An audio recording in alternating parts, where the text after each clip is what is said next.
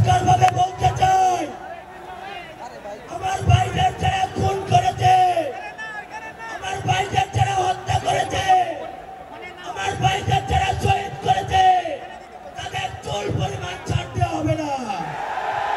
প্রয়োজনে দ্বিতীয় বিপ্লবের ঘোষণা হবে। বিপ্লবী সহযোদ্ধা,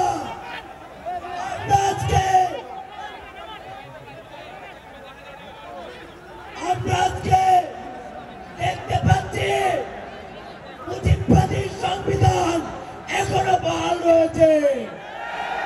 সেই সংবিধান বাংলাদেশের নাগরিকের অধিকার দিতে পারে নাই।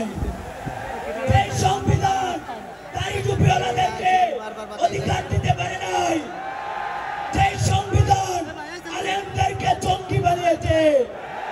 সেই সংবিধান বাংলাদেশে থাকতে পারে না। আমরা পরিষ্কারভাবে বলতে চাই, এই বাংলাদেশের ছাত্র জনতা কখনো বুলেটে ভয় পায় নাই। যেই বাংলাদেশ বুলেটে ভয় পায় নাই, সেই বাংলাদেশকে ষড়যন্ত্র দিয়ে রুখে দিতে পারবে না, আমাদেরকে দবাই দিতে পারবে না। পরিষ্কারভাবে বলতে চাই, আমরা যখন ঘর ছিঁড়েছিলাম, আমরা যখন বলেছিলাম আমরা নাও ফিরতে পারি, আমাদের ফেরার আর কোনো ইচ্ছে নাই। কিন্তু এই বাংলার জমিনে ফেসিবাদের কবর রচনা করে দেবো ইনশাআল্লাহ। ইনকিলাব জিন্দাবাদ।